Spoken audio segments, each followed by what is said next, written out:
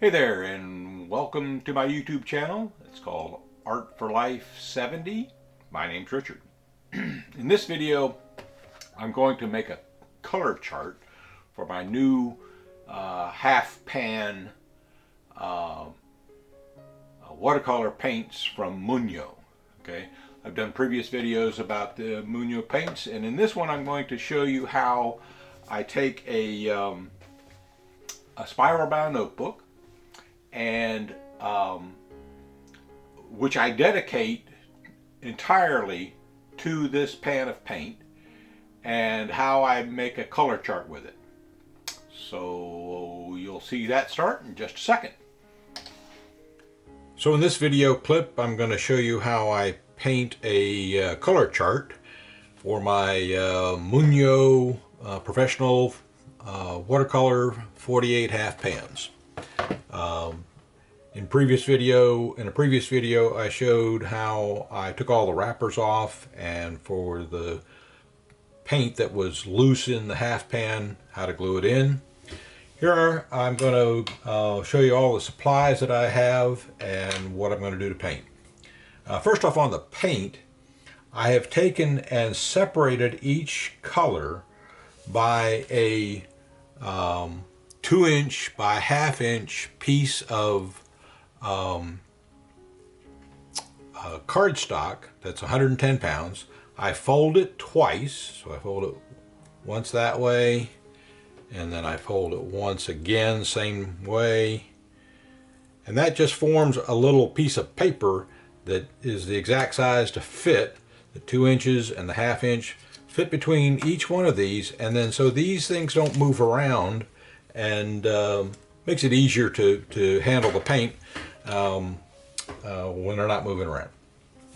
So the binder journal that I have here is a spiral bound journal. It's from Canson.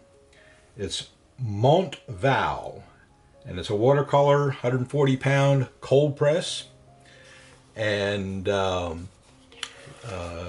be a link to this in the description. So in this I have previously painted, and you saw a portion of this before in the first video about how to glue in the paint colors, in which I have taken and the same color order that came in the set. Sometimes I move those around. In this case I'm not. So the opera rose is in this corner, the lemon yellow is in that corner, the copper is in this corner, and the black is in this corner. So I have a color chart ready to start painting.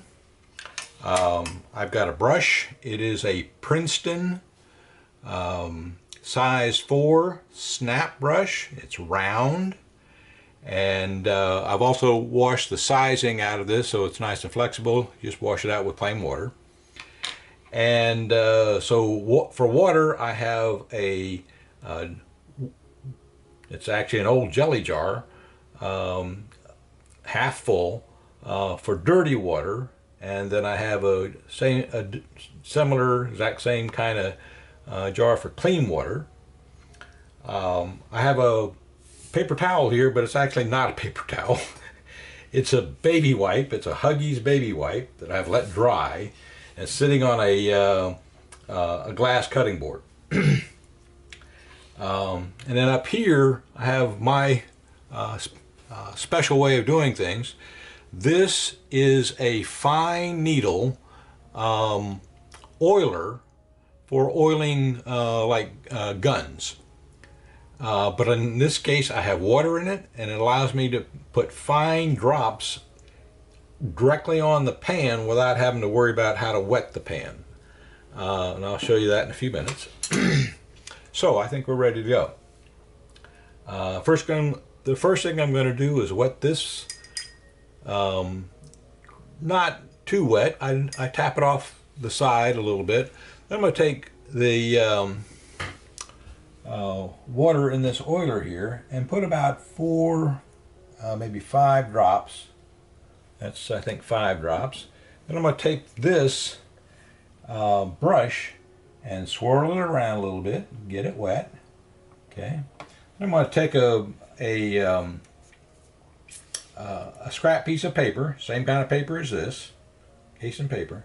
I'm going to just quickly test. It's 140-pound paper, regular paper, not cotton paper. And I'm going to just test and see how well that paints. Okay, that looks pretty good. So I'm going to put another extra drop or two, maybe 1, 2. Now that I got my brush wet and ready to go, I'm going to take a bit more paint here, come over here, and carefully paint this. Now my intent here is not to do a graduated color in this block. I want to do what I call a representative color. The representative color is, to me, not the darkest it can be, not the lightest it can be, but sort of an average color that you would want to use. So I'm going to spin this around, try to keep within my paint, within the box that I drew on the paper. Okay. And in the previous video you saw how I had put in the information about each color. In this case, this is Opera. It's transparent. It's a 1-star for light fastness, and it's the PR81 pigment. Okay, that is in fact the only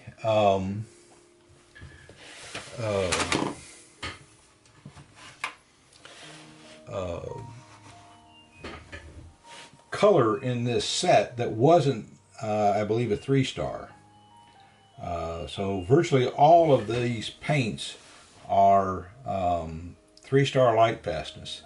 And light fastness is important if you want your painting to last more than a couple of years. So that's what I do. Okay, so now that is a good sort of average color, not a gradient, but an average color, and that gives me a good representation of what that will look like in a painting.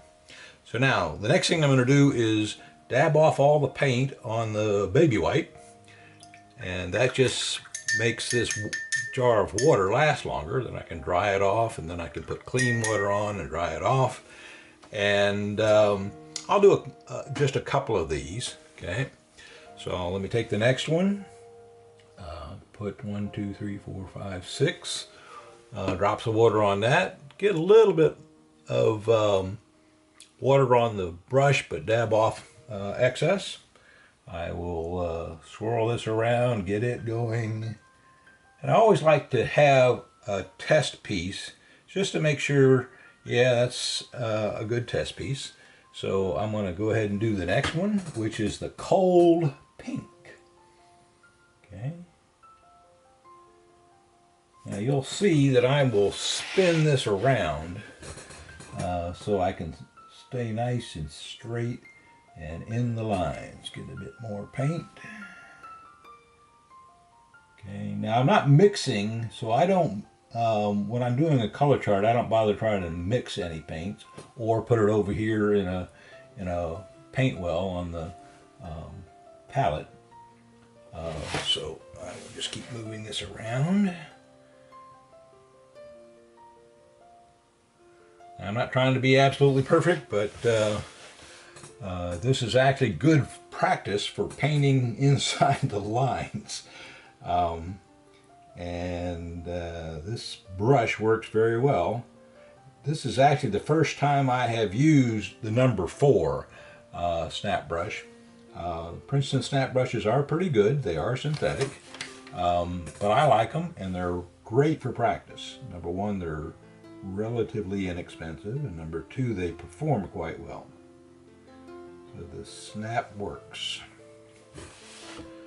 So get this nice and even, let that dry, and we're done with that one. So I'm going to wipe it off on this next, my baby wipe. The reason I have the glass is after you do this a lot of times, this gets wet all the way through and then it won't slide everywhere. So now I can wipe it off and knock it off in the dirty water. Then I'll put some clean water on it, wipe it off, get it wet a little bit, and we'll do the third one. So the third one is the Crimson Lake. Okay, put a few drops on there, swirl it around enough, get enough paint on the ooh, that's a really nice color. Okay, it's slightly darker obviously, but that's going to be a good color. So now, because this is a Crimson Lake, you expect it to be darker, so if you don't get it dark enough to be representative, you need to make sure that the color swatch is going to represent sort of the average color you would want out of this particular half pan of paint. Okay.